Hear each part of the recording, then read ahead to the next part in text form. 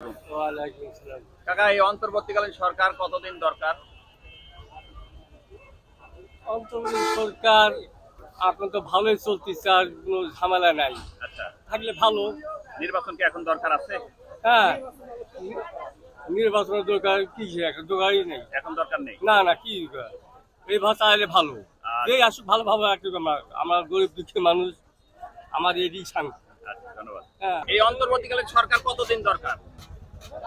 সরকার তো 8 বছর দেখ থাকার দরকার, 4 বছর দেখ থাকার দরকার। আমার কি মনে হয় ভাই? রোডম্যাপটা যতদিন না যাতে হবে, শান্তি ও শান্তি থাকার দেশটা দরকার। শান্তি যতদিন না বলবে, ততদিন আর এই